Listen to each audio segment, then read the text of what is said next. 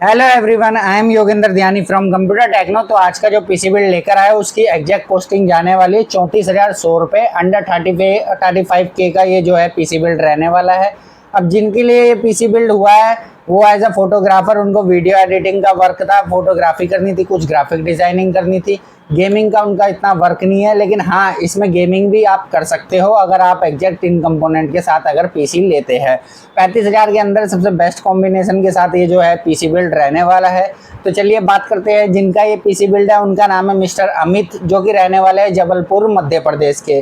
तो ये PCB Jabalpur Madhya Pradesh shipment होने वाला है। तो स्टार्ट करते हैं कि क्या क्या कंपोनेंट हमने इस पीसी में यूज़ करे हैं। लेकिन उससे पहले अगर आपको भी कोई पीसी बिल्ड बाय करना हो तो स्क्रीन पर आपको नंबर शो हो रहा होगा 8447093835। इस पर मुझसे डायरेक्ट कॉन्टैक्ट करके अपने लिए कोई भी पीसी बिल्ड बाय कर सकते हैं। ऑल इंडिया शिपिंग अवेलेबल रहती है। तो आप किसी भी विलेज में हो, किसी भी स्टेट में हो, आपके पीसी आपके घर तक सेफली डिलीवर करने की सारी जिम्मेदारी हमारी रहती है। तो आप अपना घर बैठे बैठे हमें ऑर्डर दे सकते हैं अपनी रिक्वायरमेंट के हिसाब से और अपने बजट के अकॉर्डिंग।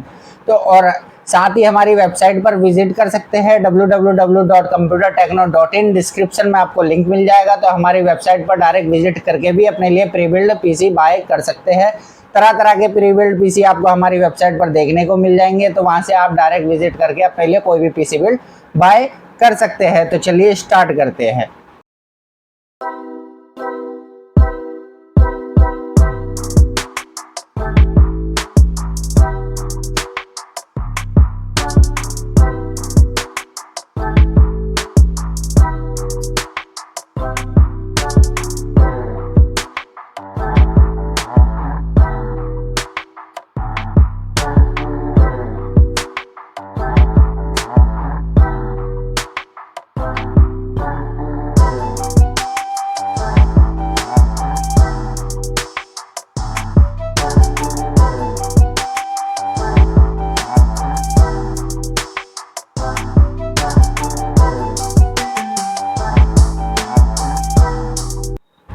तो सबसे पहले बात कर लेते हैं कैबिनेट की। कैबिनेट में जो हमने इस पीसी में यूज़ करी है एंटी स्पोर्ट्स की तरफ से आने वाली 211 TG कैबिनेट है।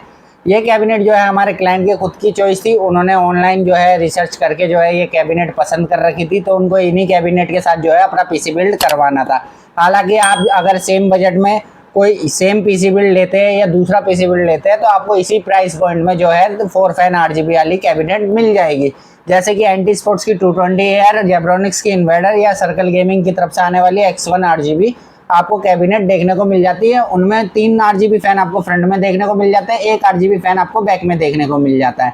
सेम प्राइस पॉइंट में आपको 4 फैन RGB वाली कैबिनेट भी देखने को मिल जाएगी। आपको बिल्ड के साथ जो है हम दे देंगे, उसका कोई एक्स्ट्रा चार्ज नहीं लेंगे। अब बात करते हैं इस कैबिनेट के फीचर्स की। तो फीचर्स के सबसे पहले आपको जो है टॉप में 240 mm AIO लिक्विड कूलर लगाने का सपोर्ट देखने को मिल जाता है।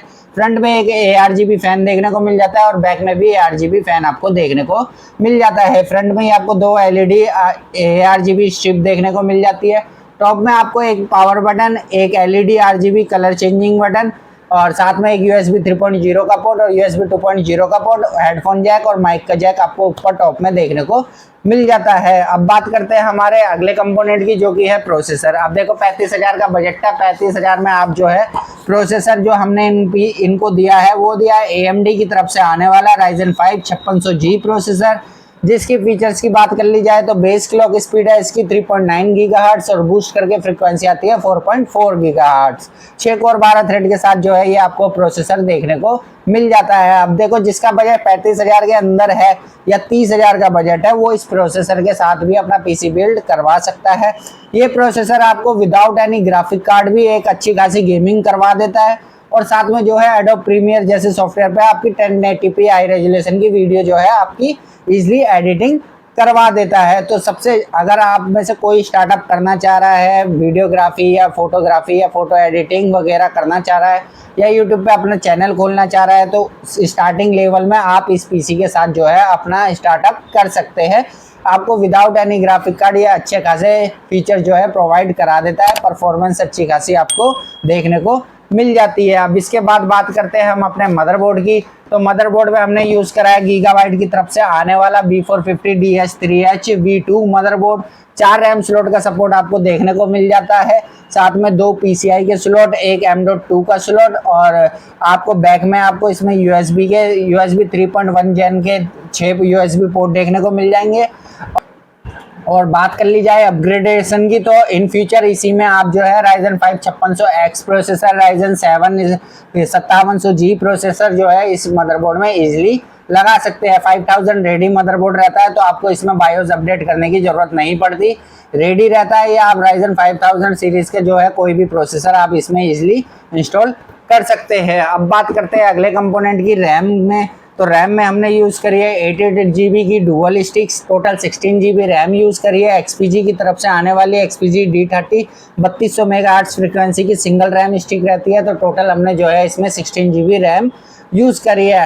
हाँ, अगर आप इस पीसी को ले रहे हो तो अगर 35,000 बजट है तो अब मैं यही सजेस्ट करूँगा आपको कि सिंगल स्टिक पे आप मत जाइएगा, 16 GB की सिंगल स्टिक मत लेना। उससे बेटर यही रहेगा कि आप डुअल चैनल मेमोरी पे जो है इस पीसी को रन करें, जिससे कि इसके वेगा जो ग्राफिक है, इसके रेडियन ग्राफिक अच्छे खासे डुअल चैनल मेमोरी पे जो है रन करते हैं और आपको परफॉर्मेंस में भी काफ़ी जो है 10x फास्टर देखने को मिल जाती है। अब इसके बाद बात कर लेते हैं हम अपने प्राइमरी स्टोरेज की। तो प्राइमरी स्टोरेज में हमने यूज़ करी है क्रूसियल की तरफ से आने वाली क्रूसियल P3 500 GB की NVMe, जिसकी रीड राइट की स्पीड जाती है 3500 MB पर सेकेंड तक।